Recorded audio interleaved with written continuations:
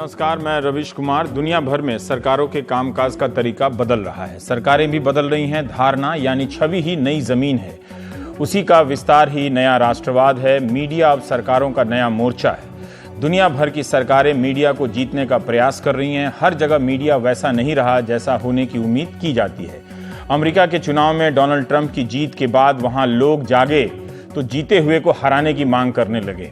Trump के खिलाफ रैलियां होने लगी कि आप हमारे राष्ट्रपति नहीं हैं। ट्रंप के बहाने फिर से उन्हीं सवालों पर बहस होने लगी जो चुनाव में होनी चाहिए थी, लेकिन बाद में होने लगी कि समय के बदलाव को पकड़ने में मीडिया या उदारवादी लोग, चिंतनशील लोग क्यों चूक जा रहे हैं। फ्रांस, लंदन, पोलैंड, रूस, अमेरिका, ऑस्ट्रिया के नेता इन्हीं मुद्दों पर लोकप्रियता हासिल कर रहे हैं। इन्हीं मुद्दों पर सत्ता में अपनी पकड़ बनाए हुए हैं। ग्लोबल दौर में सब यही समझ रहे थे कि अब सब ग्लोबल नागरिक बन चुके हैं। राष्ट्रवाद की वैसी कोई पुरानी समझ नहीं रही। अब कहा जा रहा है कोई पुरानी समझ लौट के आ रही है, लेकिन इसे भी चुनौती मिल रही है कि वो पुराना स्वरूप नहीं, कुछ नया है। तो जो भी है, जो तमाम मुल्कों के नेता हैं वो अतीत के गौरव की बात करते हैं। फिर से अमेरिका को महान बनाना है, भारत को सोने की चिड़िया का देश बनाना है, फ्रांस को भी महान बनाना है। फ्रांस से लेकर अमेरिका के नेता अपने मुल्कों का नाम पूरी दुनिया में फिर से रोशन करने की इस तरह से तकरीरें कर रहे हैं जैसे क्लासरूम से ग्लोब ही गायब हो गया हो, लोग मुल्कों के नाम भूल गए हों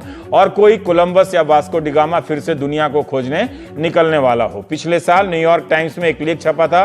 इकोनॉमिक्स के प्रोफेसर सर्जेई गुरीव और राजनीति शास्त्र के प्रोफेसर डेनियल त्रेसमैन का यह लेख कहता है कि आजकल नए प्रकार के ऑथोरिटेरियन सरकारों का उदय हो चुका है। ये सरकारें विपक्ष को खत्म कर देती हैं, थोड़ा बचा कर रखती हैं ताकि लोकतंत्र का भ्रम भी बना रहे। इन सरकारों ने ग्लोबल मीडिया और आईटी युग के इस्तेमाल से विपक्ष का गला भी घोंटा है।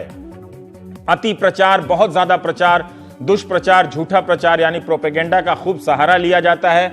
सेंसरशिप के नए नए तरीके आ गए हैं। सूचना संबंधी तरकीबों का इस्तेमाल होता है ताकि रेटिंग बढ़ सके। इसे भी अब फर्जी तरीके से बढ़ाया जाता है। नागरिकों को एहसास दिलाया जाता रहता है कि आपके पास कोई दूसरा विकल्प नहीं है, हम ही श्रेष्ठ विकल्प हैं। इस लेख में इन शासकों को नया ऑटोक्रेट कहा गया है, न्यू ऑटोक्रेट, जो मीडिया को विज्ञापन की रिश्वत देते हैं, मीडिया पर केस करने की धमकी देते हैं, नए नए निवेशकों को उकसाते हैं कि सरकार की आलोचना करने वाली मीडिया संस्थान को ही खरीद ले।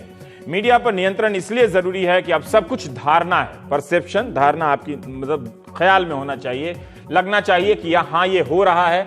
लगातार विज्ञापन और भाषण आपको यकीन दिलाते रहते हैं कि हो रहा है। जमीन पर भले वो नजर ना आए, लेकिन आप यकीन करने लगते हैं कि हो रहा है। रूस के राष्ट्रपति पुतिन ने पश्चिम की एक बड़ी पीआर कंपनी किटचम को हायर किया है ताकि वो क्रेमलिन के पक्ष में पश्चिम के देशों से लॉबी करे। कुछ लोग पश्चिम के नेताओं को नियुक्त कर लेते हैं ताकि, जैसे नूर सुल्तान ने टोनी ब्लेयर को किया, या उनके किसी फाउंडेशन में चंदा दे देते हैं। इंटरनेट पर युद्ध सा माहौल चल रहा है, वहां लगातार जमीन कब्जाने का अभियान है। गाली देने वाले और धमकाने वाले ट्रोल्स को पैसे देकर रखा जाता है। ये पूरी दुनिया में हो रहा है। इनका काम होता है व्हाट्सएप पे, ट्विटर पे दिन रात विरोधी के खिलाफ अफवाहों का बाजार बनाए रखना, तरह तरह के मटेरियल सप्लाई करना। आप व्हाट्सएप देखते हैं, उसी को सच मान लेते हैं, अखबार आप पढ़ते नहीं हैं। और अखबारों की भी वही हालत है। ये ट्रोल्स आपके कमेंट बॉक्स को सत्ता पक्ष की बातों से भर देते हैं, आपकी आलोचना को गाली दे देकर एहसास करा देते हैं कि पूरी दुनिया आपके खिलाफ हो गई है। ऐसा सोचने वाले आप ही अकेले हैं, आपके पक्ष की तरफ कोई और नहीं सोचता है। विपक्ष की मीडिया साइट को खत्म करना भी इनकी रणनीति का हिस्सा होता जा रहा है, पर पूरी तरह से विपक्ष को समाप्त नहीं किया जाता। थोड़ा सा बचा के रखते हैं ताकि आपको लगे कि नहीं, लोकतंत्र है, हम लोकतंत्र में हैं। हम ट्रंप की जीत के बाद राष्ट्रवाद और मीडिया के संबंधों को लेकर जो बात हो रही है उस पर चर्चा करेंगे कि इससे जनता को क्या लाभ है। तो हमारे साथ प्रकाश के रे हैं, पत्रकार, और अभय दुबे जी हैं।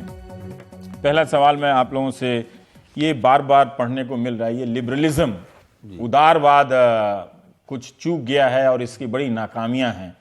तो मैं चाहता हूं कि जो नीमच के दर्शक हैं और जो दिल्ली वाले दर्शक हैं, मेरा तो मानना है कि प्रोफेसरों को भी नहीं पता, आप लोग बता सकते हैं कि ये क्या है जो चूक गया है।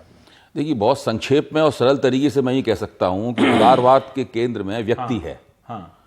व्यक्ति है और व्यक्ति की आजादी है, और वो समाज के बंधनों से भी व्यक्ति आजाद है और सरकार द्वारा आरोपित बंधनों से भी व्यक्ति आजाद होता है।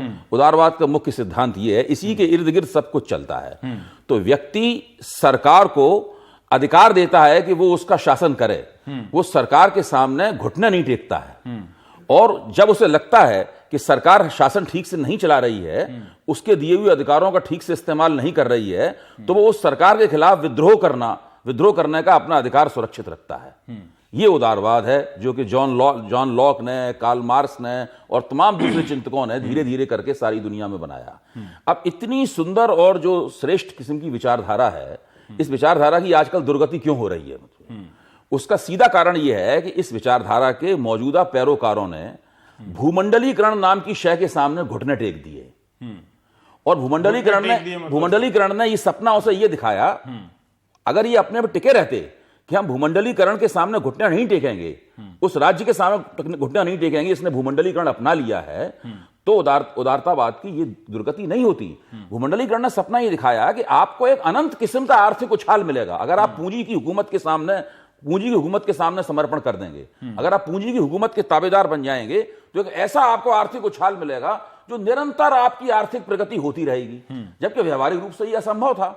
और वही हुआ। आज भूमंडलीकरण की जो आर्थिक शक्तियां हैं वो न राष्ट्रों की मंदी रोक पा रही हैं, न वो मांग को उछाल कर पा रही हैं, न उसने प्रोडक्शन में कोई जादुई इजाफा कर पा रही हैं। तो सारी दुनिया में आर्थिक संकट की शिकार है, सारी दुनिया मंदी की शिकार है। इसलिए दुनिया के वे तमाम शासक जो कि अपने आप को उदारतावादी विचारधारा का वाहक या पैरोकार कहते थे, आज दुनिया के तमाम लोगों के सामने खलनायक बने हुए हैं और उनकी विश्वसनीयता न्यूनतम स्तर पर पहुंच गई है। इसलिए नहीं उदारतावादी विचारधारा में कोई समस्या है, इसलिए कि जो मौजूदा उदारतावादी अभिजन है, जो लिबरल इलीट है, उसने लगातार पिछले 25-30 साल में इस तरह की हरकतें की हैं, इस तरह के कार्यक्रम लिए हैं जिससे आम जनता का बहुत नुकसान हुआ है।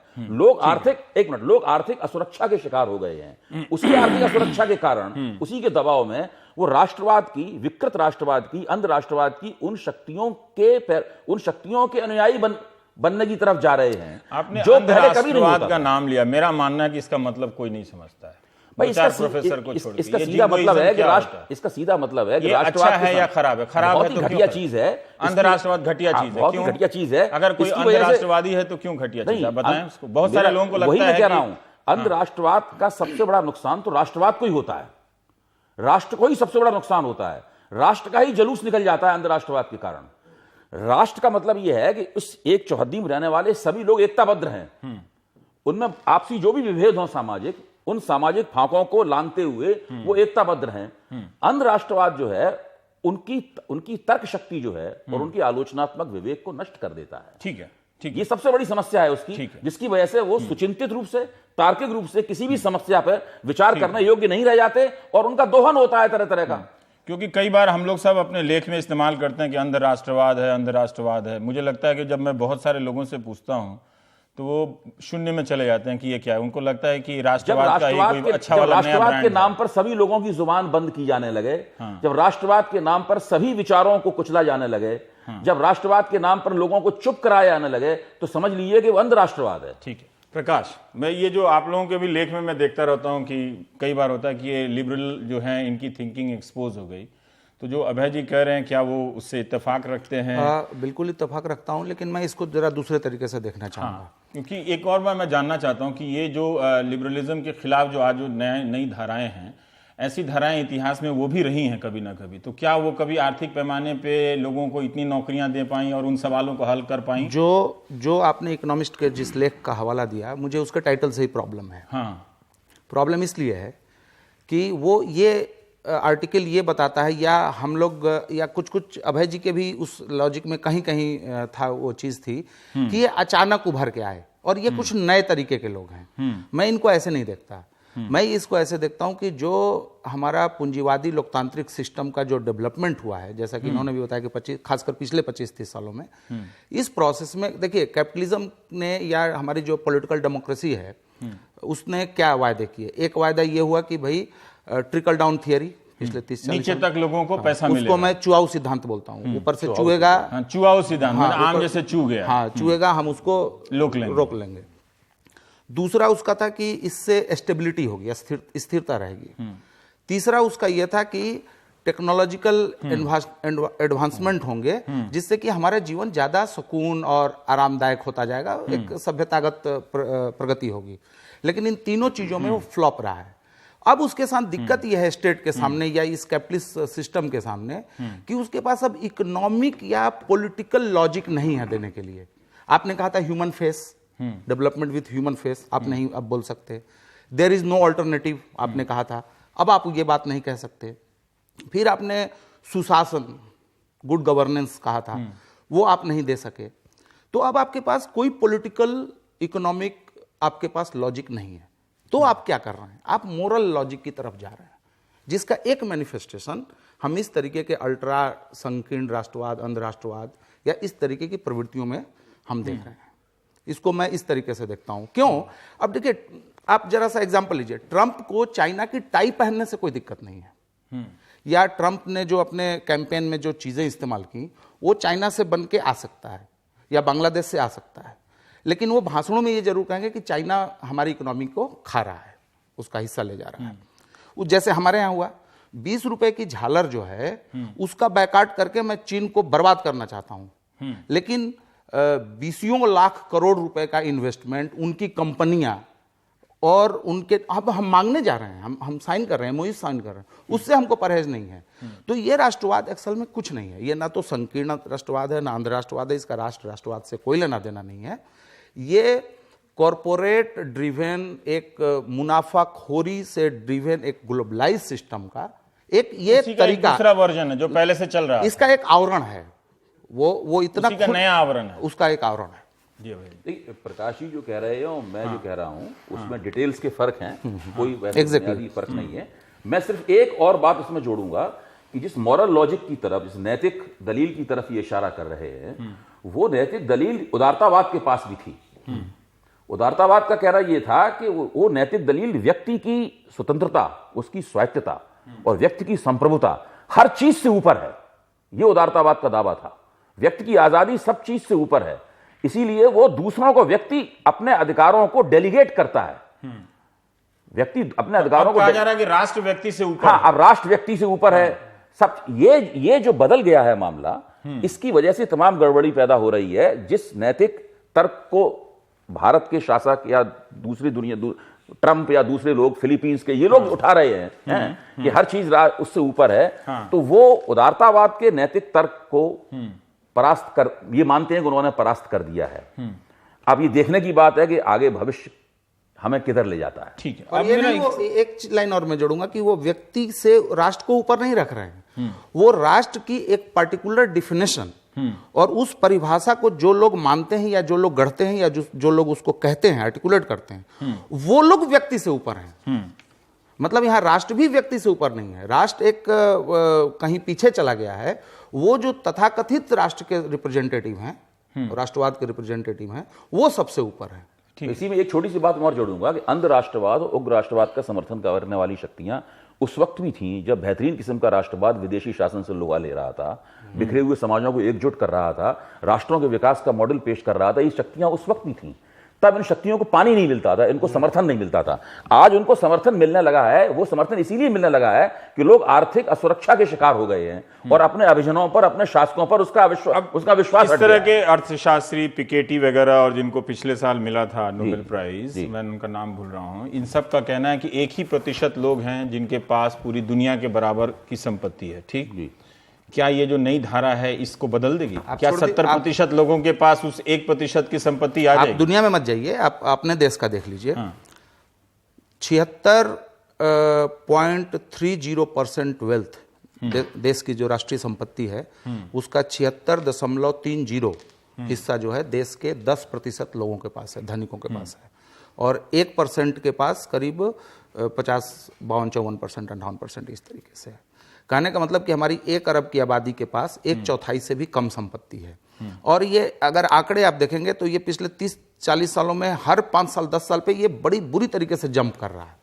ये जो और ज्यादा ही होता जा रहा है, और वो कम लोगों के पास ज्यादा से ज्यादा, वो ज्यादा सघन होता जा रहा है। अब देखिए, दिक्कत ये है कि जो हमारा नेशन स्टेट था वो, उसका ये वादा था। देखिए, नेशन स्टेट कोई भी वादा करता है, सरकारें जो भी वादा करें, राज्य जो भी वादा करे, उस वादे को लागू करने के लिए सबसे जरूरी चीज यह है कि वो राज्य मजबूत होना चाहिए, वो नेशन स्टेट मजबूत होना चाहिए।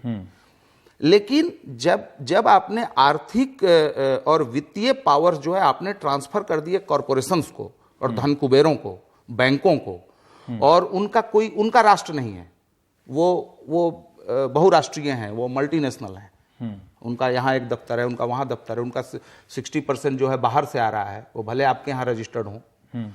तो अब जब आपने इनके, हम राष्ट्रवादी समझ के उनके लाइन में लगे हुए रहते हैं, और हमारी दिक्कत यह है, राज्य की दिक्कत यह हुई कि अब राज्य कमजोर है, राज्य के पास कुछ है नहीं, लेकिन राज्य जरूरी है उसके हितों के लिए भी, जो जिनकी तरफ से वो कर रहा है।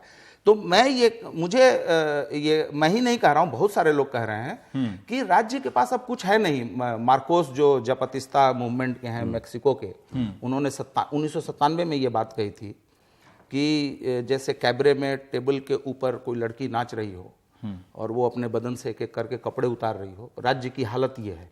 सिर्फ वो एक कपड़ा नहीं उतार सकता, वो है उसकी दमन करने की ताकत, और वो दमन कई मैनिफेस्टेशन में कई तरीके से वो आपको दमन करेगा। वो सिर्फ ऐसा नहीं है दमन करेगा कि सिर्फ पुलिस जाएगी, कर्फ्यू लगेंगे, लाठियां खाएंगे आप, या इमरजेंसी लागू होंगी, या फरमान जारी होंगे। वो दमन के कई रूप हो सकते हैं। और वैसे राज्य को कब सबसे ज्यादा ताकत मिलती है? जब एक उत्पीड़ितों के झुंड को वो और सघन बना दे, और जब उत्पीड़ित ज्यादा भयाक्रांत होगा, डरा दिया जाए कि आप डरेगा, तो उस डर से उस राज्य को ताकत मिलेगी। डरे हुए लोगों की ताकत मिलेगी कि आप बोल नहीं रहे असली बात जो बोलना चाहते हैं, यही राज्य की ताकत। एक कैलिगुला का एक रोमन सम्राट थे, बड़ी पागल आदमी था। कैलिगुला का एक मतलब वो मनमौजी था, वो बहुत ही टायरेंट था, तानाशाह, बहुत खराब तानाशाह था। वो ये कहता था कि लोगों को बहुत उम्मीद से देखता हूं। वो ये कहता था कि आप 2000 साल पहले वो हुए थे, ठीक है, उनका ये कहना था कि उन्हें घृणा करने दो, लोगों को मुझसे घृणा करने दो, बस ये है कि वो डरते रहे मुझसे। मैं इनकी आज के हुक्मरानों, जो कालीगुला का उदाहरण दिया है, आज के हुक्मरानों जिनका हम लोग जिक्र कर रहे हैं, मुझे डर लग रहा है आप लोग उनके बारे में केवल 2 विडंबनाएं आपके सामने पेश करूंगा। बोलने ना लगे अपने डोनाल्ड ट्रंप, जो कि अमेरिका के नहीं, दुनिया के कुछ एक अमीर आदमियों में से एक हैं, वो आज वहां के गरीबों की नुमाइंदे होने का दावा कर रहे हैं, वर्किंग क्लास का, मजदूर वर्ग का नुमाइंदा होने का दावा कर रहे हैं। और भारत में जो पार्टी 10,000 करोड़ रुपए खर्च करके सत्ता में आई है 2014 में, जो उसमें ज्यादातर काला धन था, आज काला धन मिटाने का दावा कर रही है। इन 2 विडंबनाओं की तरफ मैं केवल आपका ध्यान खींचना चाहता हूं। एक मिर्जा गालिब का शेर है, अच्छा शेर भी बता दें, कि दे मुझको शिकायत की इजाजत सितमगर, कुछ तुझको भी मजा मेरे आजार में आवे। क्या बात है।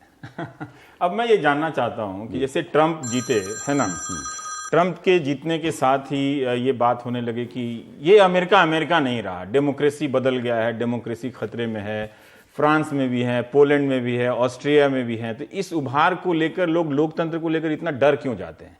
क्या इसके ये जो लोकतंत्र के खतरे की बात है, इस उभार की उसमें भूमिका है, या जो लोकतंत्र के मंच हैं वो मंच तो इसके उभरने से पहले ही जा चुका था? अगर आप मीडिया पे नियंत्रण का स्वरूप आपको बता दूं, लोकतंत्र के बारे में एक बात बता दूं, जिस तरह इस्लाम हमेशा खतरे में रहता है, उसी तरह लोकतंत्र भी हमेशा खतरे में रहता है।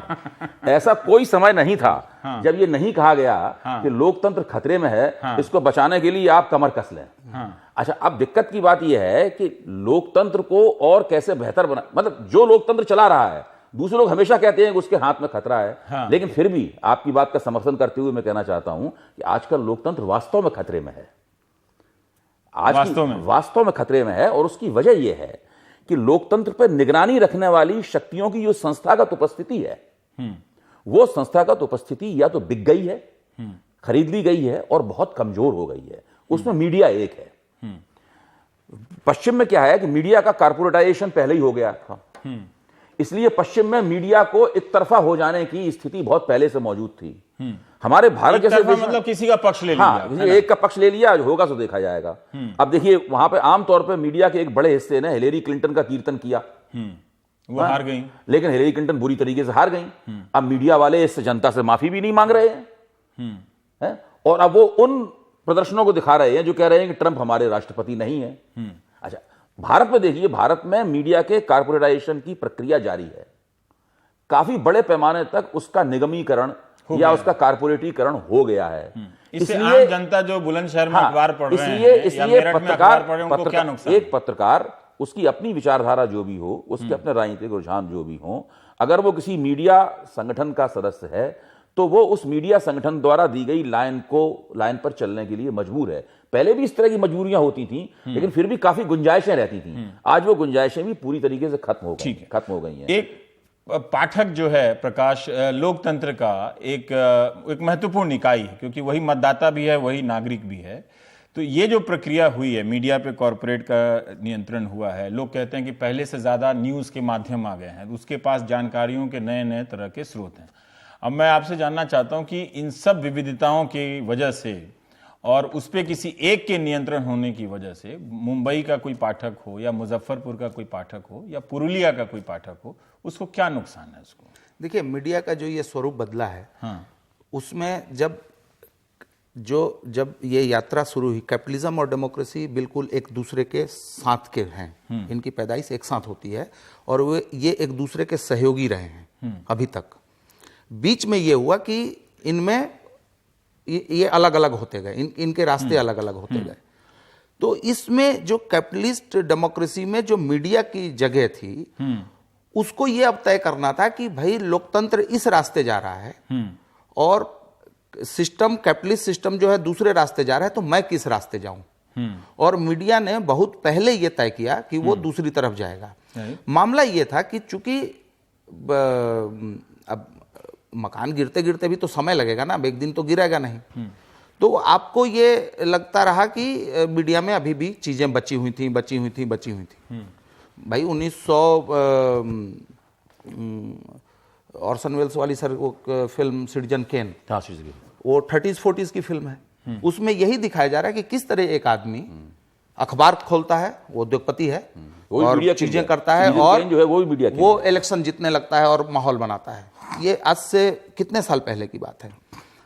गुड नाइट और इसमें लोगों के साथ क्या धोखा होता है? क्योंकि लोग ये सोचते हैं कि ये तो लोकतंत्र का हिस्सा है, कोई प्रचार कर रहा है, कोई अभियान कर रहा है, तो ये तो उसका राजनीतिक अधिकार है। देखिए, एक तो ये चीज थी कि जैसे जो लिबरल खेमा है या जो सोशलिस्ट खेमा था, लेफ्ट के डिफरेंट वेरिएशंस थे।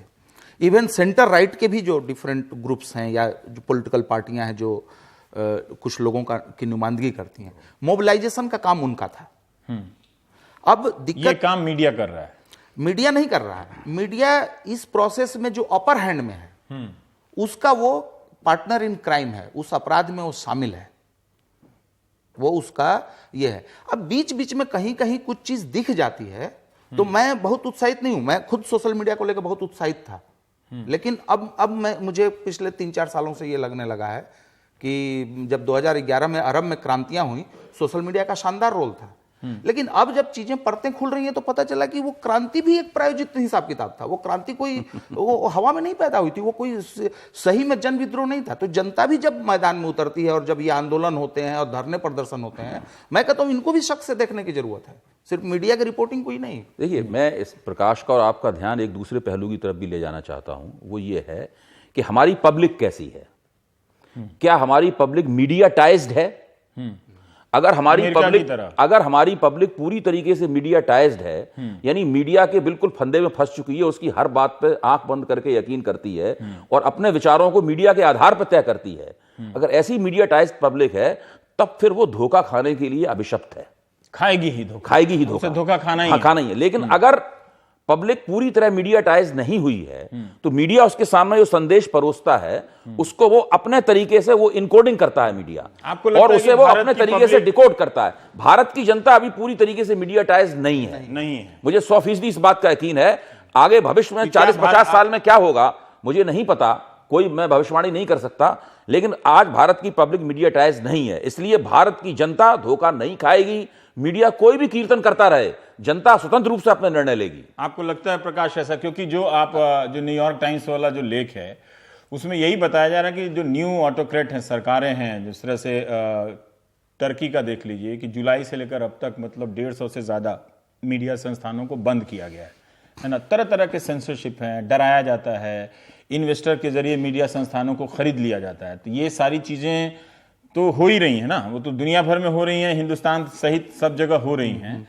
तो भले ही व्यापक जनता ना हो, लेकिन जनता का हिस्सा हिंदुस्तान का ही उस मीडिया केंद्रित समाज में तो रहता ही है। वो दिन भर वो ट्विटर पे देख रहा है, व्हाट्सएप पे देख रहा है, वो है। लेकिन मैं ये अभय जी की बात से मैं बिल्कुल ये सहमत हूँ। हालांकि उसका और भी कई कारण है। 75% हमारी आबादी जो है वो कायदे से शिक्षित नहीं है। उसकी बहुत सारे लोगों की सामाजिक आर्थिक स्थिति की वजह से पहुंच नहीं है मीडिया के जो आउटलेट्स हैं उस तक। लेकिन मैं इसको, आपकी बात को मैं अलग तरीके से रखूंगा कि सवाल सिर्फ मीडिया एक हथियार है। उस आर्टिकल में क्या कहा गया है, मीडिया एक हथियार एक है। ठीक बात। अब सिर्फ टर्की में सिर्फ मीडिया थोड़ी जा रही है, वो आर्मी भी उतर रही है, पुलिस भी उतर रही है, कुर्दी जो जमावड़े हो रहे हैं या मीटिंग्स हो रही हैं उसमें अपने गुर्गों ठगों से मारपीट कराई जा रही है, आतंकवादियों के द्वारा बम प्लांट कराए जा रहे हैं।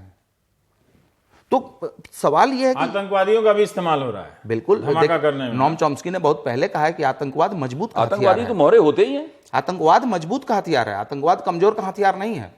वो गाली दे सकता है कमजोर आदमी, हो सकता है एक आध हाथ चला सकता है, वो हो सकता है कुछ हथियार हो आसपास पड़े हुए उनसे आप पर हमला कर सकता है। लेकिन जब हम आतंकवाद टर्म का इस्तेमाल करते हैं वो हमेशा ही एक मजबूत का हथियार है और वो एक पॉलिटिकल टूल है। वो उसका एक वायलेंट नेचर है लेकिन वो एक पॉलिटिकल टूल है। जैसे अभी ट्रंप ने कहा कि वो वेटरन, ओल्ड वेटरन से मिले, पूरी जिंदगी में उनको कोई मतलब वेटरन मतलब रिटायर्ड सैनिकों से मिलते हैं। और अभी प्रकाश ने कहा टर्की के मिलिट्री स्कूल के पढ़े हुए भी हैं। है ना, मिलिट्री का एक रोल आता है।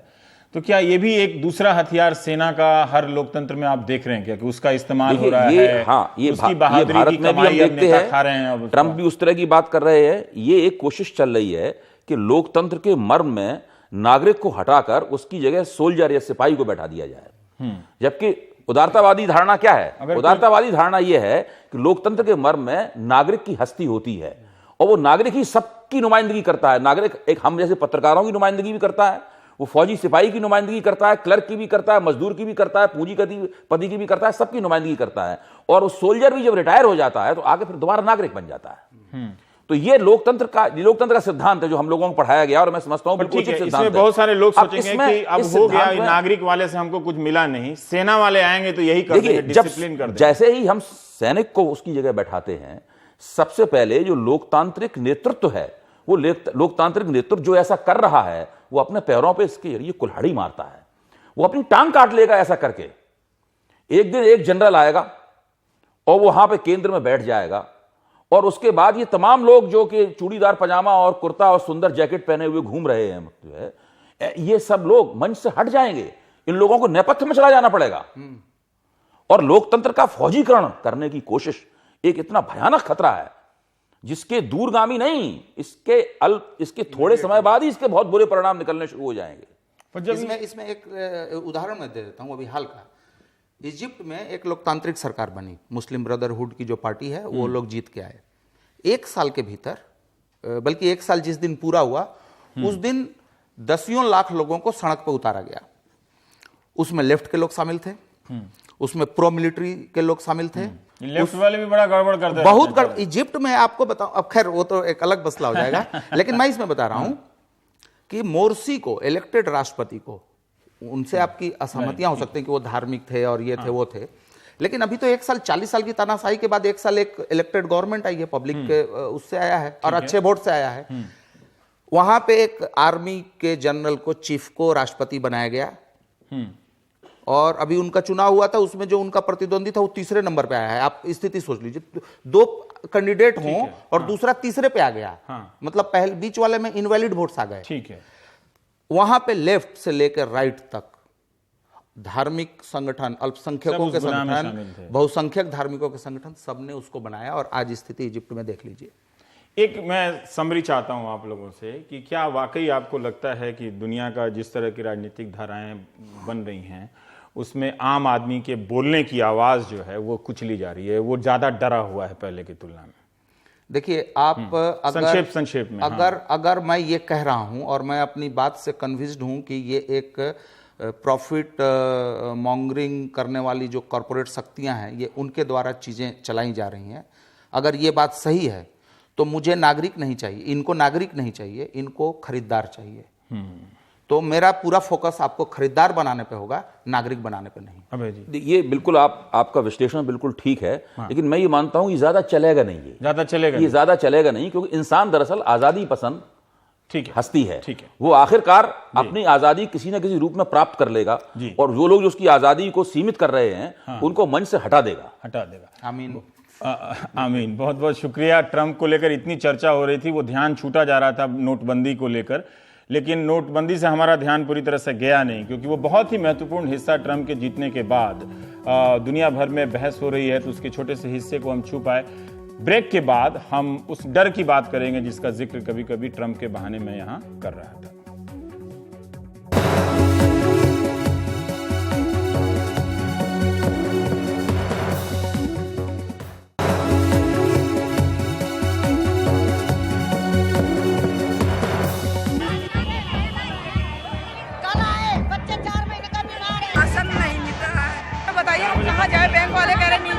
आज भी 2 बजे के लाइन में लग रहा है। देश की अच्छी चीज ये भी दिखाने आप बताओ ना कि ये कहीं का अच्छा काम भी हो रहा है। यही हो रहा है कि जहाँ भी जा रहे हैं लोगों से बात करने, ये 1-2 लोग आ रहे हैं और बता रहे हैं कि जो दिखाया क्या गलत दिखाया, जो दिखाया गलत दिखाया। आज भी लगाई, अभी तक सुबह 4 बजे से मोदी जी के साथ है। ये मोदी जी के साथ है। जब आप साथ हैं तो एक काम कीजिए, आप एक ले आके सादा कागज पे क्या क्या फैसला हुआ है वो लगा दीजिए। ये जो दिखा रहे हैं इसमें क्या गलत तकलीफ है? ये बॉर्डर से बड़ी तकलीफ नहीं है, ये 80% जाट है यहाँ पे। सुबह के खड़े आप खड़े रहिए, ठीक है। हाँ सही है, कोई परेशानी नहीं है। अब हम जा रहे हैं। इस तरह से ताकत के इस्तेमाल से डराया जाएगा तो हम जाते हैं, हमें क्या फर्क पड़ता है, आप तय कर लीजिए।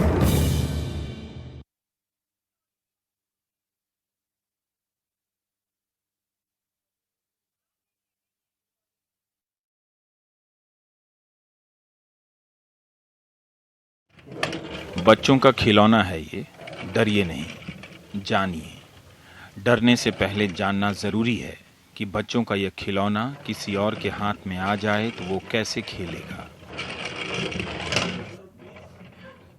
क्या वैसे ही खेलेगा जैसे आप खेलते हैं? ऐसा पहले भी हुआ है, जब खिलौने खेलने वाले से खेलने लगते हैं। कहीं उसने आपसे ही खेलना शुरू कर दिया तो? इन खिलौनों से सिर्फ बच्चे नहीं खेलते हैं, वो भी खेलने लगे हैं जिन्हें लगता है कि आजकल आप बहुत बोलने लगे हैं। जब भी आप बोलने लगते हैं, दूर कहीं एक मोटरसाइकिल स्टार्ट होती है।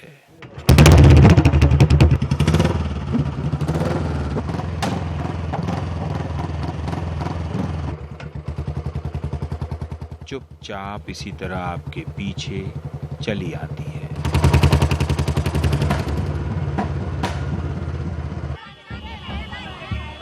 कल आए, बच्चे 4 महीने का बीमार है, राशन नहीं मिल रहा है। बताइए हम कहाँ जाए? बैंक वाले कह रहे निजी दर्शन। आज भी 2 बजे के लाइन में लग रहा है। देश की अच्छी चीज ये भी दिखाने आप बताओ ना कि ये कहीं का अच्छा काम भी हो रहा है। यही हो रहा है कि जहाँ भी जा रहे हैं लोगों से बात करने, ये 1-2 लोग आ रहे हैं और बता रहे हैं कि जो दिखाया क्या गलत दिखाया, जो दिखाया गलत दिखाया।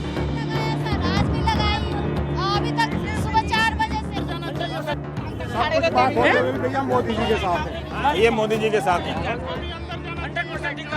जब आप साथ हैं तो एक काम कीजिए, आप एक ले आके सादा कागज पे क्या क्या फैसला हुआ है वो लगा दीजिए। ये जो दिखा रहे हैं इसमें क्या गलत तकलीफ है? ये बॉर्डर से बड़ी तकलीफ नहीं है, ये 80% जाट है यहाँ पे। सुबह के खड़े आप खड़े रहिए, ठीक है। हाँ सही है, कोई परेशानी नहीं है।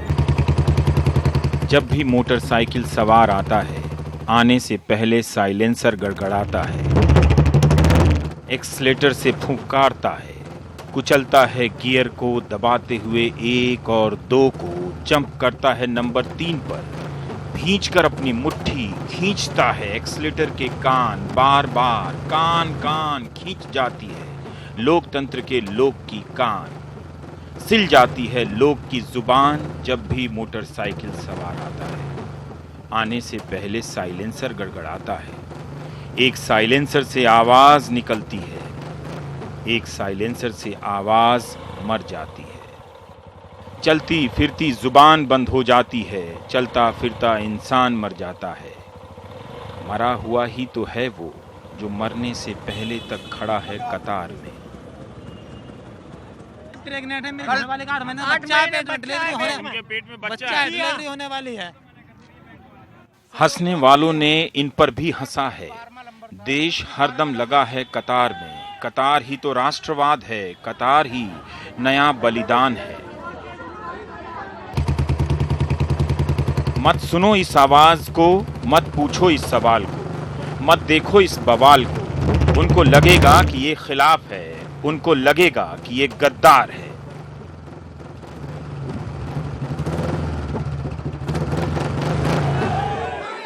न पूछो अगर कुछ तो साथ साथ खून माफ है। सवालों का इंतकाम है, सवालों के खिलाफ।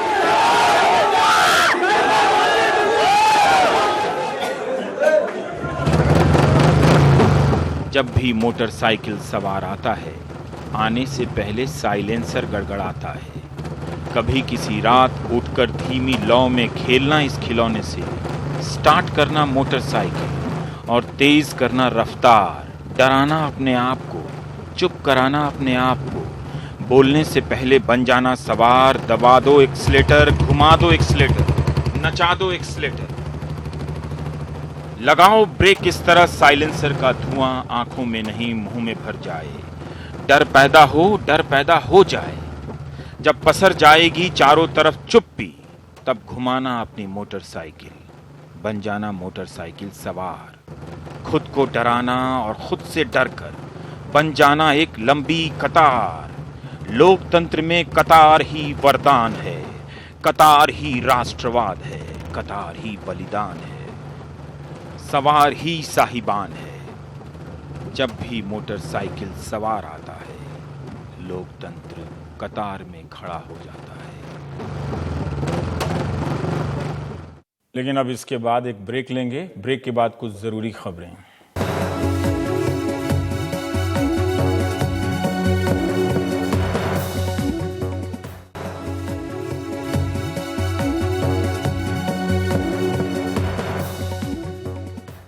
सुप्रीम कोर्ट ने सरकार के फैसले पर चिंता जताते हुए कहा है कि हालात इतने गंभीर हो गए हैं कि सड़कों पर दंगे हो सकते हैं। यह मामला हाई मैग्नीट्यूड का है क्योंकि लोग प्रभावित हो रहे हैं।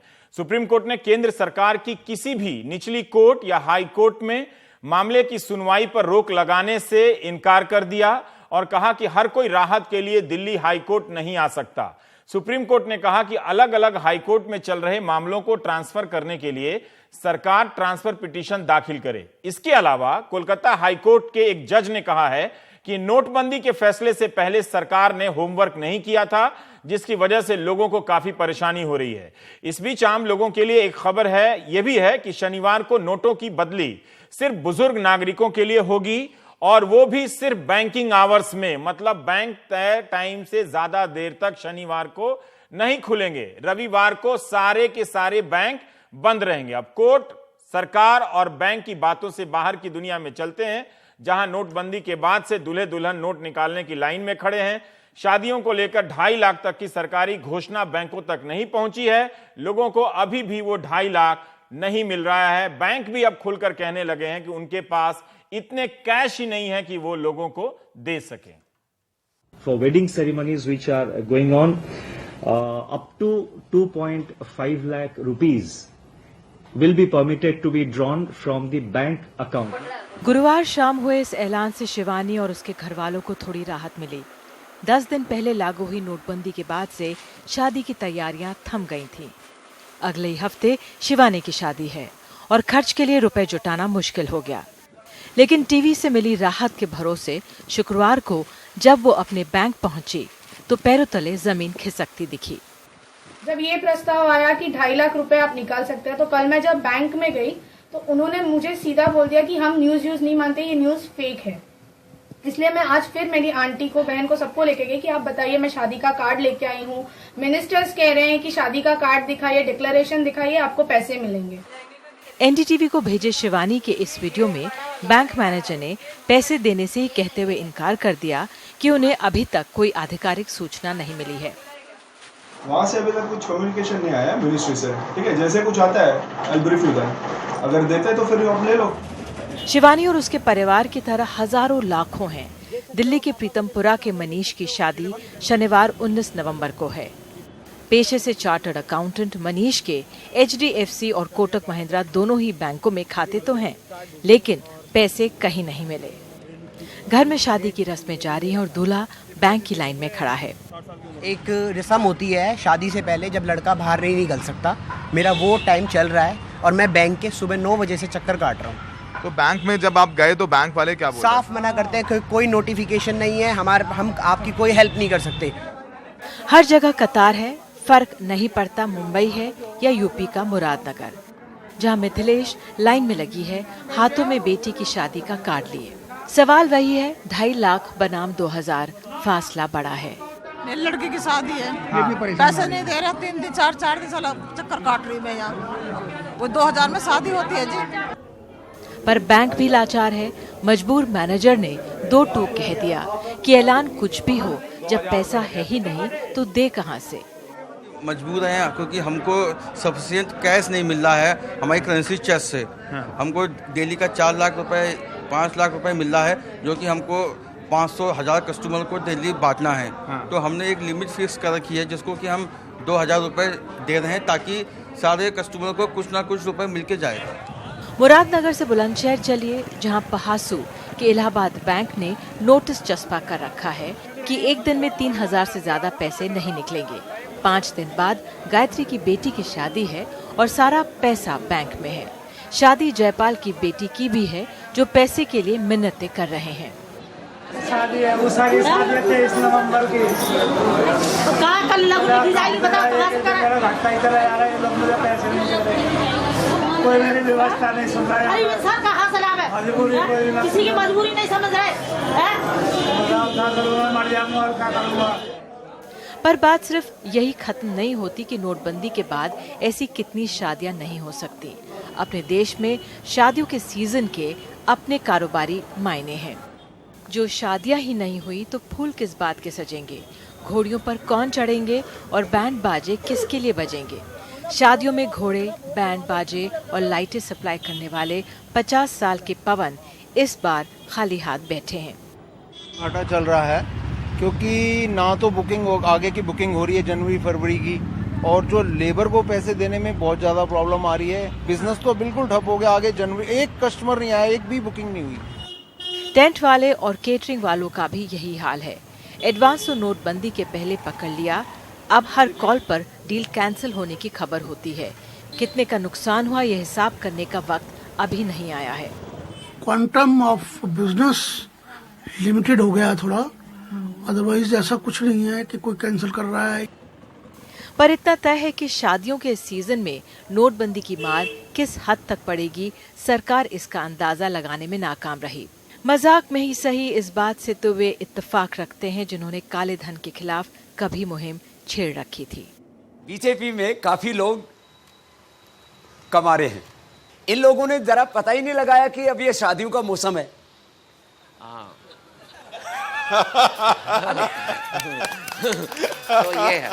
तो ये एक गलती हो गई। यदि करीब 15 दिन बाद या महीने भर बाद ये स्कीम लॉन्च करते तो इस शादियों में ज्यादा तकलीफ नहीं होती। खैर थोड़ी तकलीफ हुई, लेकिन उसमें भी एक फायदा तो वही है, लोगों को अब ज्यादा दहेज देना नहीं पड़ रहा है, एक बहाना मिल गया है।